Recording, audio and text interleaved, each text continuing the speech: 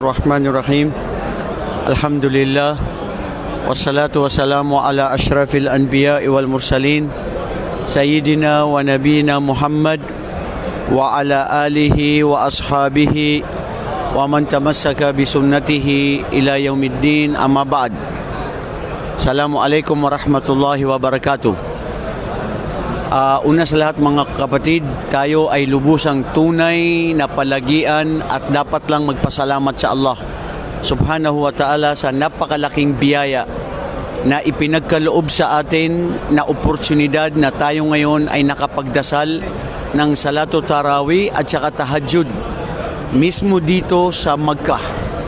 Lalong-lalo na ngayon ay ika-25 ng Ramadan. Nariwaya sa isang hadith ni Propeta Muhammad sallallahu alaihi wasallam na ika-25, 23, 27 nandyan ang sinasabing Laylatul Qadr. So nawa ang Allah subhanahu wa ta'ala ay ipinagkaloob sa atin ang kanyang habag at kanyang kapatawaran. Pero bago natin ipagpatuloy, kunti lang ito mga kapatid dahil yung oras natin kinakapos tayo at dahil sa palabas na rin yung mga tao. Gusto ko munang basahin ito, pamangkin kong ito, yung Surah Al-Qadr. Bismillah. Basahin. أعوذ بالله من الشيطان الرجيم بسم الله الرحمن الرحيم إنا أنزلناه في ليلة القدر وما أدراك ما ليلة القدر ليلة القدر خير من ألف شهر ليلة القدر خير روح فيها بإذن ربهم من كل أمر سلام هي حتى مطلع الفجر. Wala kayong charger? Walang may charger sa inyo? Ako na, sweetan ako na. Lasi. Mga kapatid, mashallah, ako to. Kate, ito. Inna anzalnahu fi laylatil qadr. Ang Allah subhanahu wa ta'ala ay siya ay sumumpa na ginamit niya yung ta'kid, inna. Katotohanan, ito ay aming ipinadala sa Laylatul Qadr, ang arnin, ang kanyang kitab. Ito ang Quran. Pagkatapos dito sa Laylatul Qadr na ito, napakalaking biyaya ito ng Allah subhanahu wa ta'ala sa ating lahat, dahil kung tutunghayan natin ang Laylatul Qadr ay ipinagkaloob sa mga umma ni Propeta Muhammad. Hindi ito ipinagkaloob sa kahit sinong mga propeta at sa kanilang mga pamayanan. Dito lang sa Propeta Muhammad sallallahu alaihi wasallam at sa kanyang mga umma.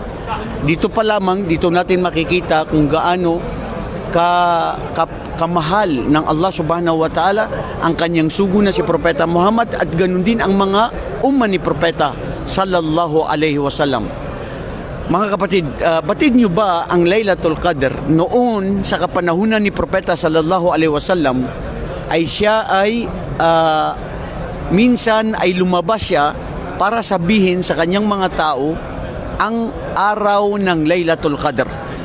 Isipin nyo ibabalita ni Propeta Muhammad sallallahu alaihi wasallam sa kanyang mga tao na sasabihin niya, ito ang araw ng Laylatul Qadr. Ibig sabihin, maksus. Ibig sabihin, makikilala para malaman ng mga tao. Ngayon, bago siya lumabas, may dalawang mga kalalakihan o mga sahaba na sila ay nagtatalunan. Nagtatalo sila dahil yung isa, sinabi niya, hindi, ang paglabas ng Laylatul Qadr ay itong araw na ito. Sabi na naman ng isa, hindi, ang paglabas niya ito, hanggat sila ay nagkaroon ng pagtatalo sa oras na yun. Lumabas si Propeta sallallahu alaihi wasallam at nadatnan niya ang dalawang ito na itinataas nila ang kanilang mga aswat. Ibig sabihin na wala sila ng respeto. Ang kanilang salita ay itinaas nila nandoon mismo si Propeta sallallahu alaihi wasallam. Kaya si Propeta sallallahu alaihi wasallam, nung ito ay kanyang ipapabatid sa kanila at sasabihin na ito yung Laylatul Qadr, rufiya anhu, nawala Sinabi ni Propeta sallallahu alaihi wasallam, batid ko sana at sasabihin ko sa inyo ang araw ng Laylatul Qadr na ito na magaganap sa ganitong araw. Ngunit dahil sa inyong pagtatalo, ipinalimot sa akin ng Allah at hindi ko masasabi ano ang araw ng Laylatul Qadr. Ibig sabihin, nawala sa kanila. Dahil dito, ang Allah subhanahu wa ta'ala ay nagsabi, Ya ayyuhalladhina amanu la tarfa'u aswatakum fawqa sawtin nabi. Dahil si Allah ay pinagsabihan niya ang mga tao na ito. Kayo na mga mananampalataya, huwag niyong itaas ang inyong mga pananalita, ang inyong boses na si Propeta Muhammad sallallahu alaihi wasallam ay nandyan siya mismo sa inyo, sa oras na kung saan nandun siya. So mga kapatid, ay may katanungan dito. Ang mga pantas nagsabi sila, itong Laylatul Qadr, doon lang daw sa kapanahunan ni Propeta sallallahu alaihi wasallam. At nung ito ay nawala, ibig sabihin, hindi na siya babalik. Palagay nyo, hindi na babalik ang Laylatul Qadr? Nawala na ang Laylatul Qadr dahil sa kapanahunan lang ni Propeta Muhammad? O tuloy-tuloy ito hanggang sa magunawang mundo? Palagay nyo? Ha? Tuloy-tuloy hanggang sa magunaw ng mundo? Kasi ipinaalis na ng Allah dahil dun sa pagsasalita nila. Ang mga pantas nagkaroon dito ng salita. Yung iba sinabi nila doon lang daw sa kapanahunan ni Propeta Muhammad, ito rin ay nawala. Pero ang iba sa jumhur na sinabi nila, ito ay tuloy-tuloy. Ang tanong, kailan ito? Nawala, hindi natin alam. Pero ito ay napapaloob sa 10 araw ng itong mga araw na ito. Laylatul Qadr bro, ibig sabihin, nagsimula ng 21, pero sa mga pumapalad tayo dahil 21, 23, 25, 27, 29, lagi doon lumalabas ang Laylatul Qadr. So wallahi, mashallah, alhamdulillah, napakapanatag, di ba? Nandito tayo, nagdasal tayo, alam natin, puyat ang bawat isa sa atin, nakikita ang mga eyebags ninyo, ang lalaki ng mga eyebags ninyo, hindi kayo nakatulog, pare-pares tayo, we are on the same boat, walang nakatulog sa atin, pero daman natin ang pagdarasal ng Laylatul Qadr, ang mga kamusliman sa bawat lupalop ng mundo, iba't ibang kulay, nasyon at tribo, nagtipon dito sa lugar, dito sa Makkah, nandito tayo ngayon sa Bin Daud, tawag namin dito Bin Daud, di kasi dyan sa baba, Bin Daud dyan. Tapos, ang ganda kanina ang dua ng imam. At dito ko bibigyan ng pagtatapos ang pagbabahaging ito ngayon.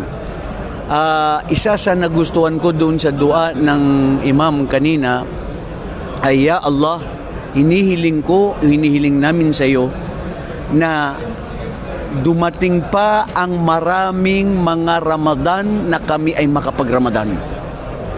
Allahu Akbar. Isipin niyo yun bro. Ako inihiling ko talaga sa Allah, Ya Allah, habang buhay pa ako, habang may lakas, may pera o walang pera, sana laging Ramadan makadayo ako makapunta dito sa Makkah. Mga kapatid, alam natin ang kahigtan ng tao na naabutan siya ng Ramadan. Dahil doble-doble ang mga reward natin dito. May mga iba pa nga, mga pantas, yung sunan na ginagawa mo rito ay parang katumbas ito ng wajib. Pati ang pagtulog mo dito ay parang ibada na rin na pagsamba sa Allah subhanahu wa ta'ala. So nakikita natin na ganun din hiniling ng sheikh, ng imam, na Ya Allah, itong Makkah, itong Kaaba, natouch ako doon Kasi sabi niya, itong Makkah, itong Kaaba ay nasa sayo ang kapasyahan. Ito ang kibla ng mga Muslim. Protektahan ito, Ya Allah, sa anumang mga sino man ang gustong nagnanais, nagbabalak ng kasamaan patungkol dito. Kaya tayo rito panatag. Sa Pilipinas, sa ibang lugar, masyado silang nangangamba sa nangyayari. Pero tayo, alhamdulillah, panatag tayo dahil yun nga ang hadith ni Propeta sallallahu alaihi wasallam na man asbaha minkum aminan fi sirri wa muwaffa fi jasadihi wa lahu yawmu qutihi faka'annama izat lahu dunya wa ma fiha. Ito yung tatlong lagi kong nababanggit na napakalaking biyaya sa isang Muslim na pag tayo ay nandoon sa lugar na mapayapa at ganun din pag tayo ay magandang ating pangangatawan at pangatlo ay nakakakain tayo ng simple lang, normal at tayo ay sapat na. Parang ang lahat ng biyaya sa mundo ay nasa sa atin. Huwag mo isipin bro, ang biyaya lang sa'yo ng Allah, may trabaho ka, may pera ka, may pamilya ka, or whatever. Pinakamalaking biyaya sa'yo ng Allah, kapatid, na yung sinabi ni propeta, nandoon ka sa lugar na panatag, tahimik, malaya na gusto mong gawin ang gawin mo. Pangalawa, malakas ka. Ibig sabihin, malusog. Ano ngayon ang silbi ng yaman mo, kapatid, na panahon? Ikaw, panahon. Halimbawa, mayaman ka, napakamayaman mo. Anong silbi kung ikaw nakahandusay dun sa ospital? Hindi mo mapapakinabangan ang yaman mo. Ganon din. Ibig sabihin, maski mayaman ka, gusto mo kumain, pero hindi mo makain dahil may sakit ka. Pangalawa, ang lugar na kung saan meron ka, hindi ka panatag.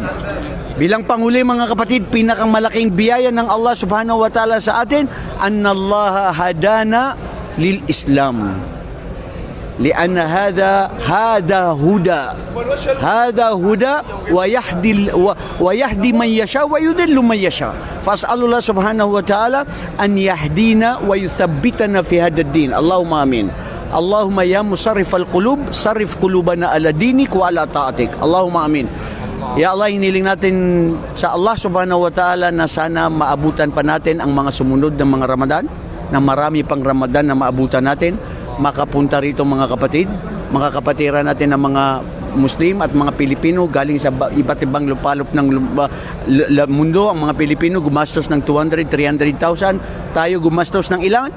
Ako hindi umabot ng 100 reals. Kung anong nagastos ko, libre pa tayo. So alhamdulillah, panatag. Sana tinanggap ng Allah subhanahu wa ta'ala ang ating mga mabubuting gawain, lalong-lalo na sa buwan ng Ramadan, at may nabago sa ating buhay. Jazakumullahu khairan wa barakallahu fikum wa akhiru da'wana anilhamdulillahi rabbil alamin. Assalamualaikum warahmatullahi wabarakatuh.